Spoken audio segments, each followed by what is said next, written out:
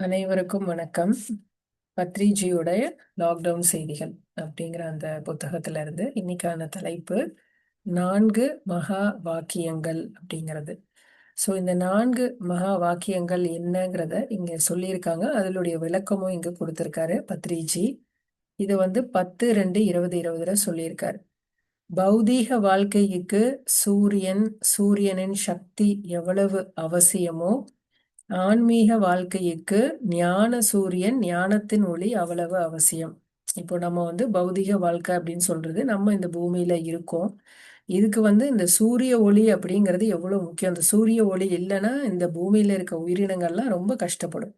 So அதே மாதிரி தான் நம்ம ஆன்மீகத்துல வந்த பிறகு ரொம்ப கம்மியா இருக்கா மாஸ்டர்? ஓகே. நம்ம ஆன்மீகத்துல வந்த பிறகு இப்போ ஓகேவா? உங்களுக்கு சவுண்ட் கேக்குதா? இப்போ நம்ம ஆன்மீகத்துல வந்த பிறகு நமக்கு ஞானம், அதாவது அந்த ஞான சூரியன் அப்படிங்கிறாங்க, ஞானத்தின் ஒளி, அது ரொம்ப ரொம்ப முக்கியம். அது அவசியம் அப்படிங்கிறாங்க. ஆகவே ஒவ்வொரு கணமும் வாழ்க்கை முழுவதும் சத்தியத்துடன் இணைந்திருக்க வேண்டும். நம்ம ஒரு ஒரு நிமிஷமுமே சத்தியத்தோட நம்ம இணைஞ்சுதான் இருக்கணும் அப்படிங்கிறாங்க. அந்த சத்தியத்தை, ஆன்மீக சத்தியத்தை குருமார்களுக்கு பணிவுடன் சேவை செய்து தெரிந்து கொள்ள வேண்டும். அதன் பிறகு அதில் வாழ வேண்டும். அதாவது இந்த ஆன்மீக சத்தியம் சத்தியம் அப்படிங்கிறது அவர் சொல்றது உண்மை, நான் யார் அப்படிங்கிறது. ஸோ அந்த உண்மை அல்டிமேட் ட்ரூத்தை தான் அவர் சொல்றாரு. ஸோ அந்த சத்தியத்தை நாம தெரிஞ்சுக்கணும்னா நாம ஒரு குருமார்கிட்ட போய் அவங்க கிட்ட பணிவிடைகள் எல்லாம் செஞ்சு அதை கத்துக்கிட்டு அது பிரகாரம் நம்ம வாழ்க்கைய வாழணும் அப்படிங்கிறது தான். உன்னத ஞானம் அப்படிங்கிறது என்னன்னா, முக்தி கிடைக்க செய்யும் தத்துவ சிந்தனைக்கு வழிவகுக்கும் சொற்றொடர்கள் மகா வாக்கியங்கள் என்று அழைக்கப்படுகிறது. ஸோ இதை இந்த மகா வாக்கியங்கள், சொற்றொடர்கள், இதை நம்ம உன்னத ஞானம் அப்படின்னு சொல்றோம். நாம் தினம்தோறும் சூரியனுடன் இணைந்து இருப்பது போல் சத்தியத்துடன் இணைந்து இருக்க வேண்டும். தினமுமே நம்ம சூரியனோட தான் இருக்கிறோம். ஆக்சுவலா பார்த்தா நம்ம சூரியன் இல்லாம நம்மளால இருக்கிறது ரொம்ப கஷ்டம். ஸோ ஒரு ஒரு நாளுமே எப்படி நம்ம அந்த சூரியன் அப்படிங்கிற அந்த ஒளியோடு நம்ம இணைஞ்சு இருக்கிறோமோ, அதே மாதிரி நமக்குள்ள இருக்கக்கூடிய அந்த ஞான ஒளியோட எப்பவுமே இணைஞ்சிருக்கணும். அந்த சூரியனும் நீயும் ஒன்றே என்பதுதான் சத்தியம்.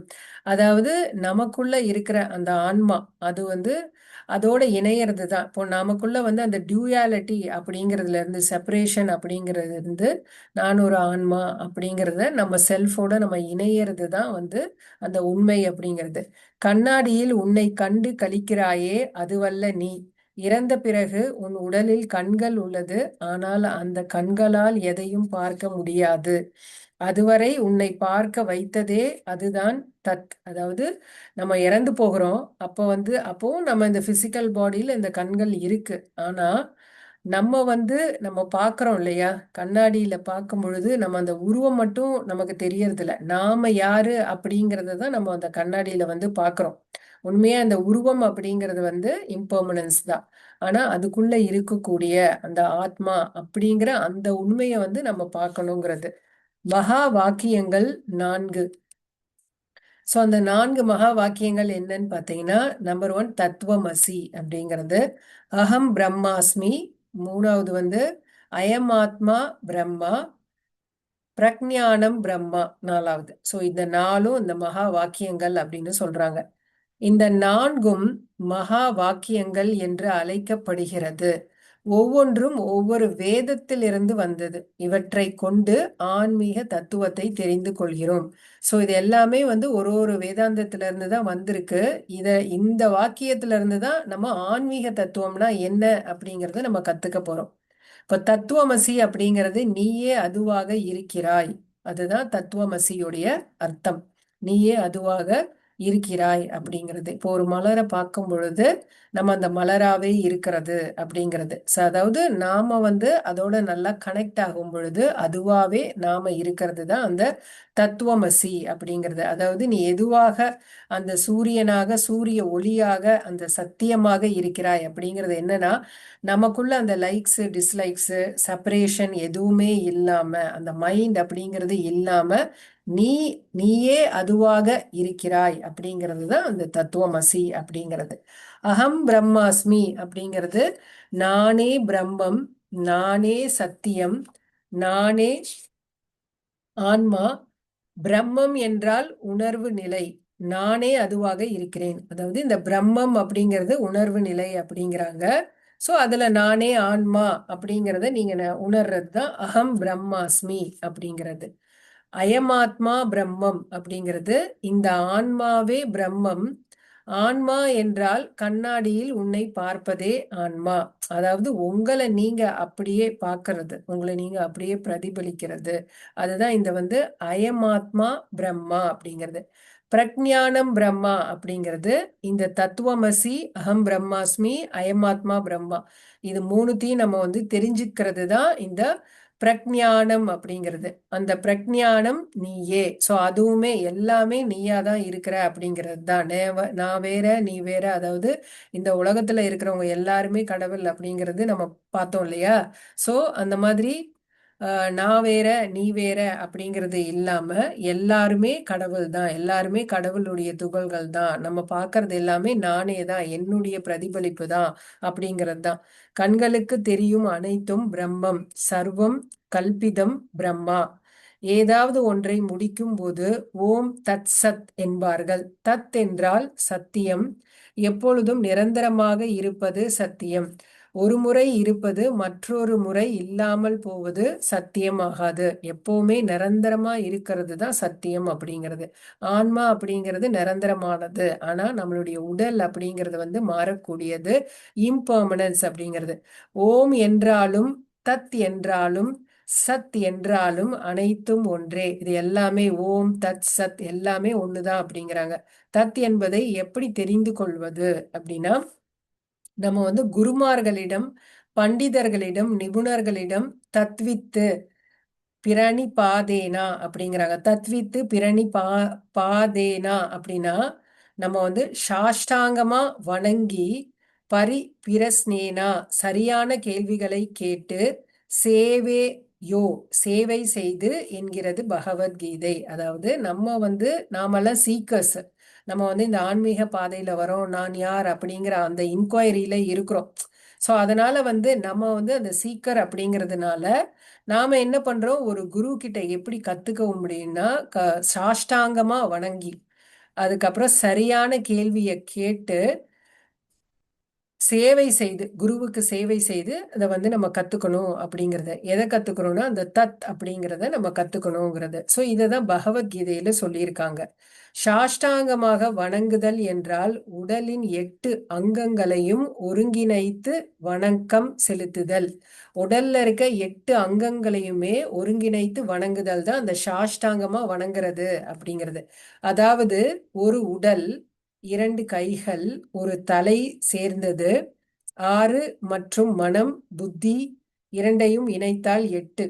ஸோ மனம் புத்தி 2 கை 2 காலு ஒரு உடல், அதுக்கப்புறமேட்டு தலை, இதெல்லாம் சேர்ந்து அவங்க என்ன சொல்றாங்கன்னா இந்த 8மே ஒருங்கிணைந்து நம்ம சாஷ்டாங்கமா வணங்குறது அப்படிங்கிறாங்க. இவை அனைத்தும் ஒன்றாக இணைந்திருக்க வேண்டும் என்பது பொருள். அதன் பிறகு கேள்விகள் கேட்க வேண்டும். கேட்டதும் தத்துவ போதனை கிடைத்து விடாது. இயேசு கிறிஸ்து தட்டுங்கள் திறக்கப்படும் என்கிறார்கள். அது தெய்வத்தின் அருள். அதாவது கேள்விகள் கேட்காமல் பதில்கள் கிடையாது. ஸோ நம்ம நிறைய கேள்வி கேட்கணும். அந்த இன்கொயரி சொல்றாங்கல்ல, நமக்குள்ள அந்த செல்ஃப் இன்கொயரி அப்படிங்கிறது. ஸோ அதனால நாம நிறைய கேள்வி கேட்கும் பொழுதுதான் நமக்கு தெரிய வரும், உண்மை தெரிய வரும் அப்படிங்கிறாங்க. கேள்விகள் கேட்டதும் பதில்கள் கிடைக்கவில்லை எனில் அது கிடைக்கும் வரை சேவை செய்து கொண்டு இருக்க வேண்டும். அப்படியே நீங்க கேட்டா கூட உங்களுக்கு பதிலே கிடைக்கலனாலும் நம்ம அந்த சேவையை தொடர்ந்து செஞ்சுட்டே தான் இருக்கணும். அப்போ உங்க கேள்விக்கான பதில் கிடைக்குங்கிறது. அது ஒரு நொடியில் இருந்து ஒரு யுகம் வரை கூட ஆகலாம். ஸோ அது ஒரு யுகம் கூட ஆகலாம். இந்த பிறவையில நமக்கு அது தெரியலனா கூட அடுத்த பிறவியில கூட நமக்கான அந்த பதில் கிடைக்கும் அப்படிங்கிறது. தத்வித்தி பிரணிபதே பதேனே அப்படின்னு சொல்றாங்க. அதாவது சாஷ்டாங்கமாக வணங்கி கேள்விகளை கேட்டு சேவை செய்தால் உனக்கு அவர் அறிந்த ஞானம் தத்துவங்களை உபதேசனை செய்வார் என்று பொருள்.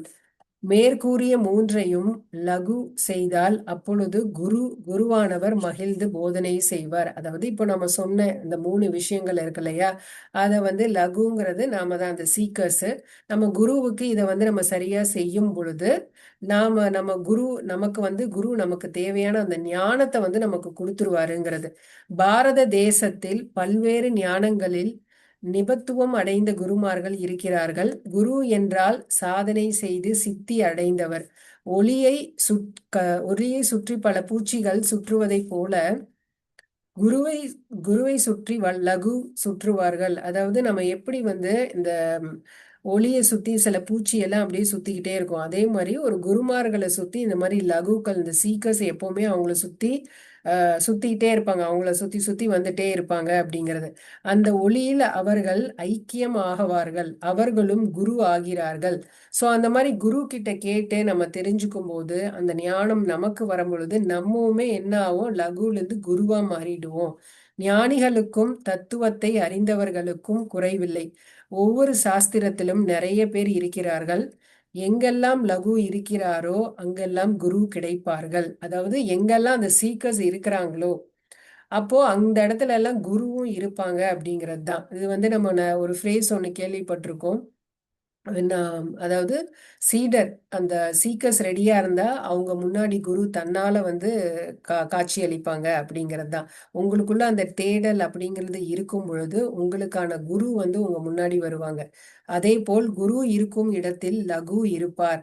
அதே மாதிரி குரு எங்க இருக்காங்களோ லகுவும் அங்க இருப்பாங்கங்கிறது. 40 வருடங்களுக்கு முன்பு நான் வாய் திறந்தேன். இது வந்து பத்ரிஜி சொல்றாரு. ஞானத்தை போதிக்கிறேன் என்று லகு இணைந்தார். அவர்கள் இப்போது நாடு முழுவதும் உள்ள பிரமிட் தியான மையங்களில் பிரமிட் மாஸ்டர்களாக உள்ளனர். எல்லா ஊர்களிலும் கிராமங்களிலும் பரவியது. அவர்களிடம் லகு சேர்ந்து கொண்டனர். லகு குரு மூலம் உண்மையை புரிந்து கொள்கிறான். அவர் சுயமாக வெளிப்படுகிறார். ஸோ இப்போ வந்து 40 வருஷத்துக்கு முன்னாடி நம்ம குருஜி வந்து இதை பத்தி பேச ஆரம்பிக்கும் பொழுதே ஆட்டோமேட்டிக்கா லகு சீக்கர்ஸ் எல்லாம் அவங்களோட வந்து சேர்றாங்க அவரோட. அதுக்கப்புறம் இந்த பிஎஸ்எஸ்எம் மூவ்மெண்ட் எல்லாம் ஆரம்பிக்குது, உலகம் பூராவே பரவுது. இப்போ என்ன ஆயிடுது, இப்போ நம்ம உதாரணத்துக்கு நம்ம பிரதீப் ஜியே எடுத்துக்கிட்டீங்கன்னா அவரு வந்து நம்ம பத்ரிஜி கிட்ட போய் சேர்ந்து இதே மாதிரி கூடயே இருந்து எல்லாமே கத்துக்கிட்டு இன்னைக்கு வந்து அவரு தனியா ஒன்று ஆரம்பிச்சு அவரு இப்போ வந்து வழி நடத்திட்டு இருக்காரு. அவருடைய பாதையை எல்லாரும் இப்போ ஃபாலோ பண்ணிட்டு அவருடைய ஸ்பீச் கேட்டு அவர்கிட்ட இருந்து நிறைய கத்துக்கிட்டு இருக்காங்க. ஸோ இந்த மாதிரி ஆகும் பொழுது இந்த உலகம் பூராவே எவ்வளவோ ஒரு மாஸ்டர்ஸ், நிறைய மாஸ்டர்ஸ் வந்து உருவாகிட்டே தான் இருப்பாங்க. நம்ம பத்ரிஜி சொல்றதே பிஏ மாஸ்டர் அப்படிங்கிறது தான். ஸோ இந்த மாதிரி குருஜிகள் கிட்ட குரு கிட்ட இருந்து நம்ம ஞானத்தை கத்துக்கிட்டு நம்மளும் வந்து ஞானம் அடையும் பொழுது அது அப்படியே வெளிப்படும் போது நம்மளை தேடி நமக்கான லகுகள் வருவாங்க அப்படிங்கிறது தான். நம் உடலுக்கு உணவு கிடைப்பது போல் தினமும் தியானம் மற்றும் சத்திய தரிசனம் செய்ய வேண்டும். ஒரு துளி கடலாக மாறுவது போல் சிறிதளவு அறிவு கடலாகிறது. சச்சின் டெண்டுல்கர், கவாஸ்கரும் தினமும் பயிற்சி செய்து குருவானார்கள். அதுக்கு வந்து பிராக்டிக்கலா அவர் வந்து ஒரு எக்ஸாம்பிள் சொல்றாரு. சச்சின் டெண்டுல்கர், கவாஸ்கர் எல்லாம் பார்த்தீங்கன்னா பயிற்சி செய்து பிராக்டிஸ் பண்ணி அதுக்கப்புறம் அவங்க குருவாகிறது. அவங்க வந்து இப்போ எவ்வளோ பேருக்கு வந்து சொல்லி கொடுக்குற அளவுக்கு அவங்க ஆகிறாங்க இல்லையா, அதுதான் அவங்க ஒரு பிராக்டிக்கலா சொல்லியிருக்காரு. பிரமிட் மாஸ்டர்கள் தத்வித்தி பிரணிபாதேனா என்று கேளுங்கள். தேவையில்லாதவர்களுக்கு கதவு திறக்கப்படுவதில்லை. பகவத்கீதையை அனைவரும் தெரிந்து கொள்ள வேண்டும். பின்னர் குரு லகு தெரிகிறது. அதாவது என்னன்னா, நமக்கு தேவையில்லாதவங்களுக்கு கதவு திறக்கப்படாது. அதாவது நீங்க அந்த தேடல்ல இறந்தா மட்டும்தான் உங்களுக்கு வந்து குரு அப்படிங்கிறது உங்களுக்கு கிடைப்பாங்க. அப்படி இல்லைன்னா அது கிடைக்க மாட்டாங்க. அந்த தேடல் இல்லாதப்போ உங்களுக்கு எப்படி கிடைக்கும்? ஒண்ணுமே கிடைக்காது. ஸோ இது வந்து இன்னொன்னு, பகவத்கீதையை வந்து நம்ம கண்டிப்பா தெரிஞ்சுக்கணும் அப்படிங்கிறாங்க. ஸோ அப்படி தெரிஞ்சுக்கிட்டோம்னாவே நாம வந்து அந்த குரு லகு அப்படிங்கிறது நமக்கு தெரிய வருங்கிறாங்க. இன்னொன்று வந்து சேவை முறையில் அறிவை பெற்றால் குழந்தைகள் பெரியவர்கள் ஆவதைப் போல லகு குருவாகிறார்கள். இப்போ நம்ம நிறைய சேவை செய்யும், சேவை செய்யறது மூலியமாகவும் நம்ம வந்து நிறைய விஷயங்கள் அந்த அறிவு அப்படிங்கிறது நமக்கு கிடைக்கும். ஸோ எப்படி ஒரு குழந்தை வந்து பெரியவங்க ஆகுறாங்களோ அதே மாதிரி ஒரு லகு வந்து குருவா ஆகிறது தான் சேவை செஞ்சு நம்ம கத்துக்கிறது மூலியமா. கேட்டுக்கொண்டே இருக்க வேண்டும், உலக வாழ்வு சூரியனின் ஒளியிலும் ஆன்மீக வாழ்க்கை உண்மையின் ஒளியிலும் இருக்க வேண்டும். ஸோ இந்த மாதிரி நம்ம என்ன பண்ணோம், நிறைய விஷயங்களை கேட்டுக்கிட்டே இருக்கணும். ஸோ அப்பதான் வந்து இந்த உலக வாழ்வு அப்படிங்கிறது வந்து ஆன்மீக வாழ்வா மாறும் அப்படிங்கிறாங்க. உடல் நிலையற்றது, ஆன்மா உண்மை. அந்த உண்மையை தத்வித்தி பிரஸ்தேன சேவையா மூலம் அறிய வேண்டும். இது லகுவின் செயல்முறையை காட்டுகிறது.